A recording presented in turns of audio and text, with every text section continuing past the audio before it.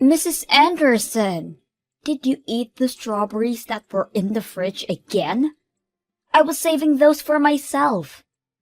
Oh my, I'm sorry.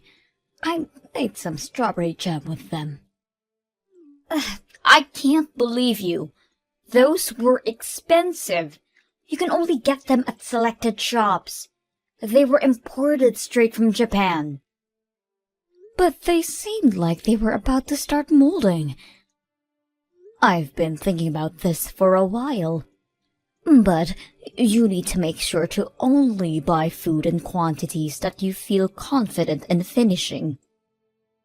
I understand that you like to take your time eating those nice things, but you always end up letting them spoil. It's just a waste. I'm sorry. Did I ask for your opinion? I don't need to hear anything from a person who's too poor to afford nice things.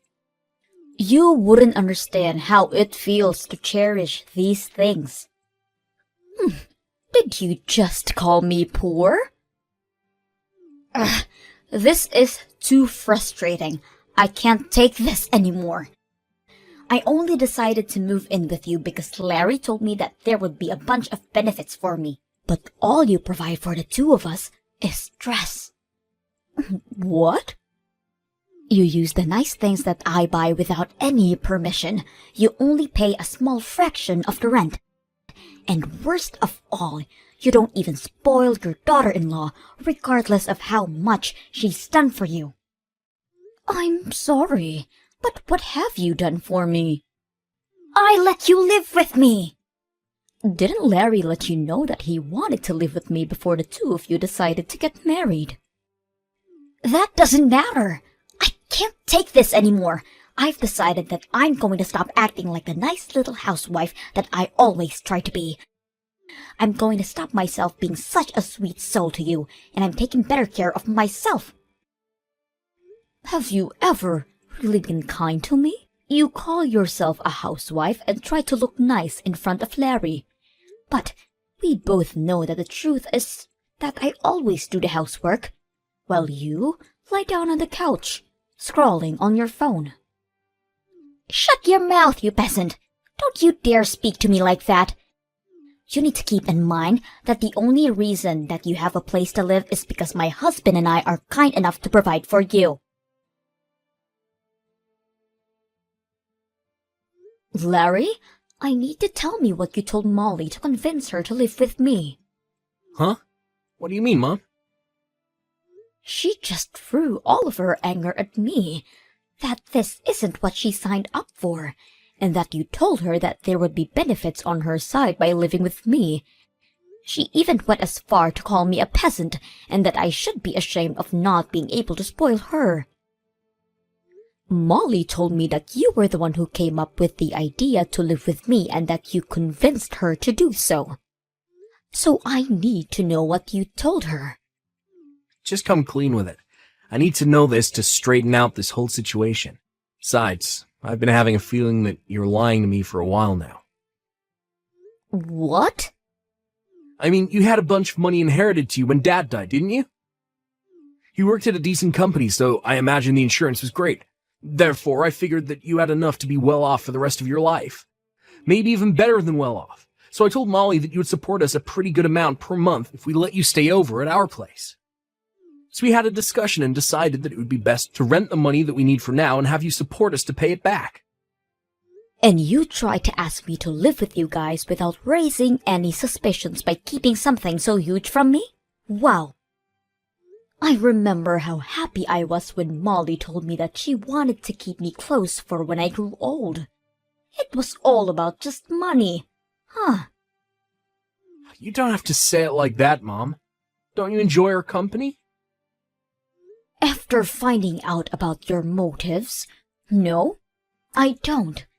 You turned Molly into a cold-hearted liar. Now all she does is complain about my presence and call me poor. I should never have even bothered living with the two of you. So explain everything to Molly right now. that there was never a conversation about me providing for the two of you and that you lied about it. And while you're at it, apologize and tell her that you'll single-handedly provide for her from now on. What? How did our conversation end up in that direction? You're supposed to be understanding and help us more with future payments. Why would I do that? Because Molly isn't the same girl as the girl I met either. Ever since my salary started going down, she's been constantly irritated about my presence too. Thanks to that, she and I haven't been doing so well as a couple. I can't say that I didn't notice how her behavior towards you had changed as well. Even in this situation, I believe that you would help me. Because you're my mother, and that's what mothers should do for their sons. But you didn't even bother offering help, and now you're trying to abandon me in this situation and leave everything in my hands. Don't you see how harsh you're being? You're my mother, so do something. Are you kidding me? How old are you? Someone your age needs to pick up their crap and finally become independent. I'm the one who should be asking you if you're kidding me right now. What kind of mother behaves like that to her son? If you're going to be so cold, then fine. I see how it is. I could kick you out of the house as soon as I want. You are going to kick me out? Even though you're the one who suggested that I live with you in the first place. If that happens, you're going to be in big trouble, aren't you?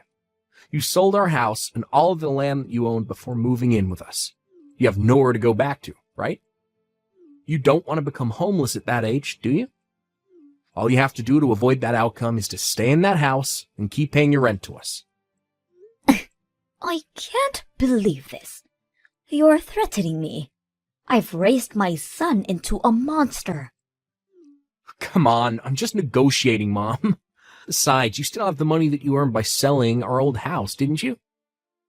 I'm sure it wouldn't hurt to pay a little bit of rent every month. I look forward to our business together.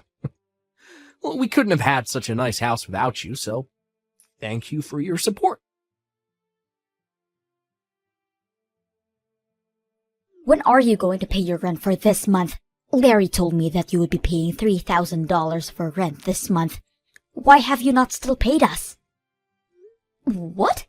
3,000? What kind of joke is that? Are you telling me that Larry lied to me again? Why does he always lie to get out of trouble when he knows that he's going to get caught? Never mind then. I'll just tell you myself. Larry and I will be asking for $3,000 each month as rent from now on. Are we clear? You can manage to do that, right? No, I can't.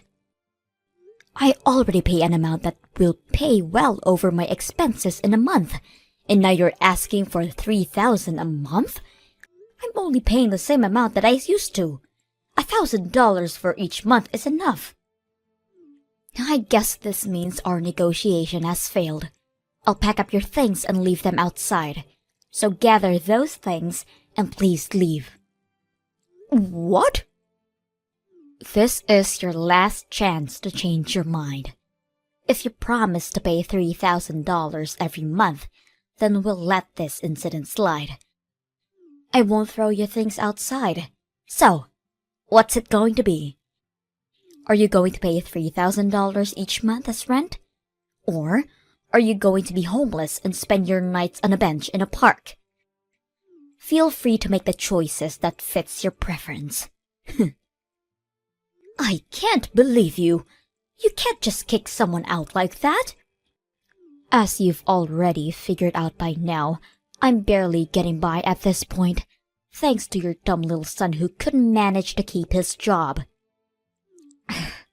We don't have the option to keep another mouth to feed for free. You don't keep me around for free.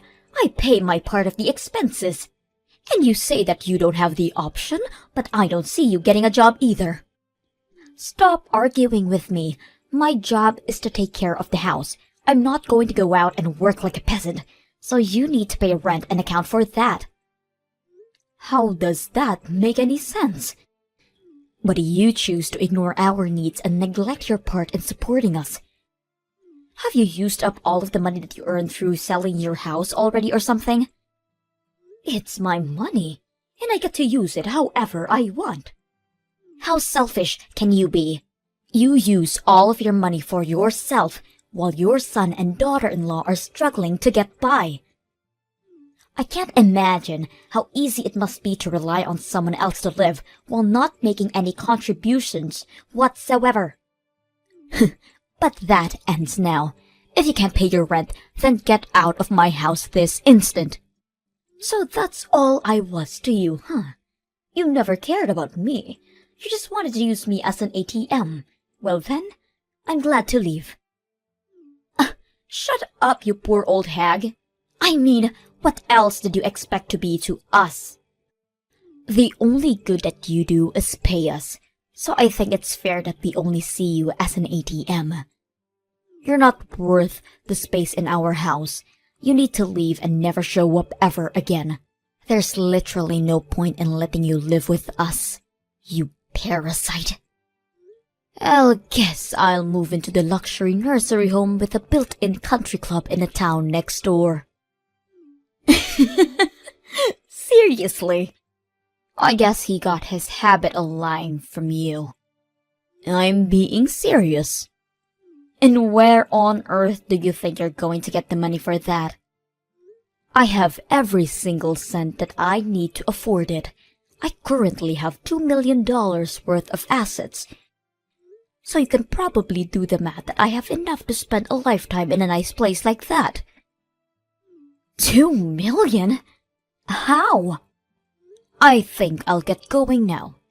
I promised my friend that we would go have some tea together, so I'll go do that. As a matter of fact, I'll stay at a friend's house for the night, so please leave my things at your front door.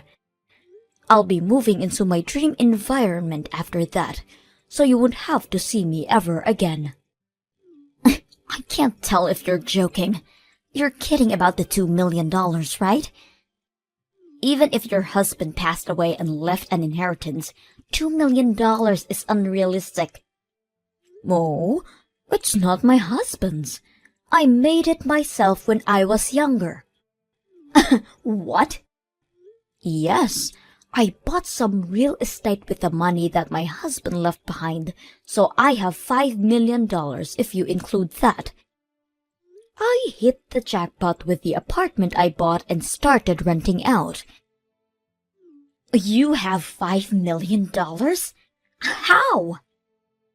Because I plan ahead and save up money before I make financial decisions, unlike your dumb little husband. The whole situation doesn't make any sense. Even your son hasn't told me anything about money like that. I'm sure he'd be aware if you had the assets like that. I've actually never mentioned it to him before. I sold the company that I was running at the time as soon as he was born. So, you sold your company? You're trying to tell me that you were a business owner? Yes, that's exactly what I'm trying to tell you. I was a big risk taker when I was younger. I started lots of businesses, and most of them failed, but one of them really took off, and it expanded to a pretty good scale. I can't believe this. I married my husband right after that, though. So, I ended up selling the company for a pretty good time. I found it more important to marry and devote myself to the love of my life. Therefore, I sacrificed the potential of becoming a billionaire to pursue it. How could you sell your company for a reason like that? Are you stupid? Do you think so? Because through my eyes, it seems like you and I are doing the exact same things. Quitting our jobs to become housewives. I just wanted to support my husband with everything I had, so I did exactly that. He was very kind, but he had trouble balancing his tasks, so I had to step in all of the time, and I enjoyed it a lot. The money that I got was just a bonus. And that's how you got $2 million? Exactly. So that's probably why Larry never mentioned it to you. He simply only knew me as a housewife.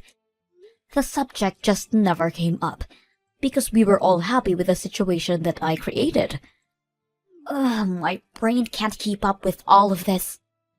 Then, you can look it up the internet tonight. The company is still pretty large in scale. I'm sure you can find my Wikipedia or something as its founder. Mom, what do you mean you used to own a business? Why did you never tell me about this? And your savings? That should have been the first thing to bring up when you started living with us. Let me ask you this. Why would I have to tell you what my savings are? In fact, why should I even financially support you? Are you serious? Yes, I'm serious. This is my money, so I get to use it however I want to. Is there some type of law that obligates me to help you out because I'm your mother? But I'm your son. Isn't helping me out when I'm struggling the normal thing to do? You don't get it, do you? I'm not going to help you, especially because you're my son. I care for you, so I need you to learn how to keep going on your own. Come on, Mom, don't be like that. Look, I'm sorry about all of the things that Molly said to you. I really am. And I'll make sure that she understands her faults too. So, can you please come back and live with us? Molly is saying she'll do all the housework from now on, and I'm sure things are going to work out this time. All you need to do is support us the way you always did, and all are going to be well. Sorry, but I just finished signing up for the nursing home that I was talking about earlier. So, no, I won't be moving back with the two of you anymore. What? Have you already finished signing up? I mean, I can't just stay at a friend's house forever, can I? The place I'm moving to has a whole building to itself, so I'll be spending the rest of my life shopping and sipping margaritas next to a pool. My friend even said that she's moving in with me, so we'll be having the time of our life. They own a whole building? And a country club is inside. How much is that going to cost you? You could save so much money living with us instead. I'd rather use everything I have on myself than let you two parasites steal from me. I hope you and Molly live happily alongside each other. Don't mind me anymore. The poor old hag will be living in a beautiful nursing home with everything she needs to be happiest she could be. Mrs. Anderson, what have you done? What are you talking about? You know what I'm talking about. I really don't. The neighbors, they kept staring at us like we're criminals. And when we approach them, they won't even look at us in the eye. It's very difficult to live comfortably when you're surrounded by people who treat you like that. And why do you suppose that I was the one who did something? Because we haven't done anything to any of them. And this all started as you left our house. Well, I'm so very sorry for the two of you.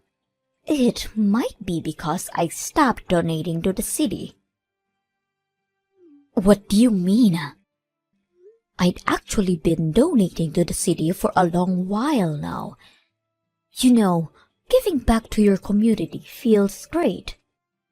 So I'd make large donations towards schools in this area.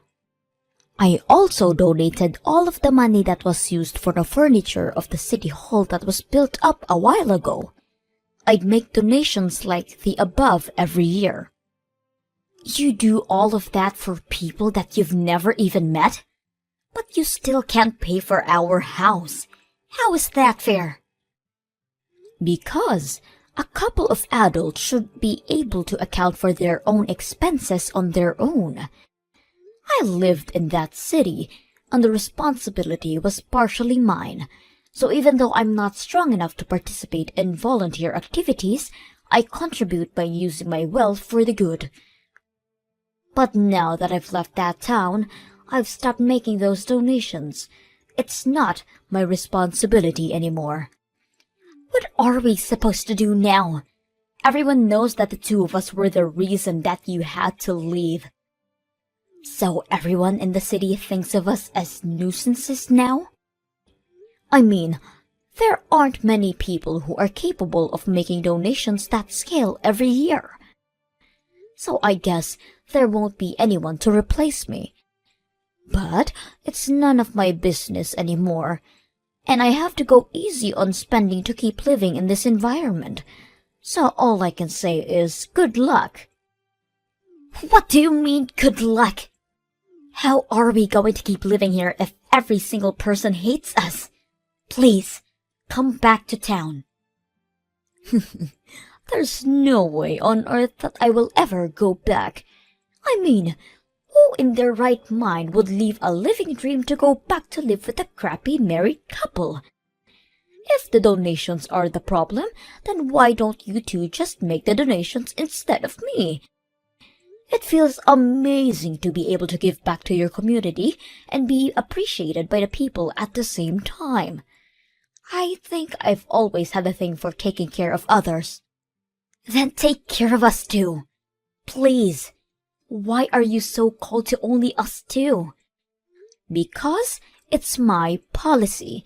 I only like to take care of people who I like. Do you not like us? No. I like everyone in that city because they supported me a lot when my husband first passed away, and I had to start raising Larry alone. That's when I decided that I wanted to start making the donations. I'm proud to say that I can probably make any type of sacrifice for the people who I love. But I can't do that if I hate you, right? I don't want to pay a single cent for the two of you. You hate us that much? Your own son and his wife? Yes. Even a grandchild wouldn't convince me to bring the two of you into my life ever again. I can't believe you just said that.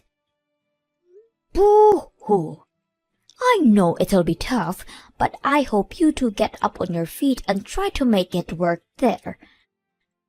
Now, I'll go have my afternoon tea on the terrace with my friends now. Goodbye. After that, I immediately met with my lawyer and wrote the will that stated every penny in my name will be donated to non-profit organizations from all around the world. As soon as I sent a letter letting them know, Larry and Molly stopped spamming me with their emails begging me to come back. It seems that they're finally going to start working hard and taking initiative in their own lives. Larry started studying to earn a certificate that will lead to a promotion in his workplace, and Molly started a part-time job at a cafe as well. It seems that everyone in the city still says the horrible things behind their backs and when they pass by. But they're still trying to earn back their place in the community. Hopefully, everything works out for them, and they can be proud of achieving that.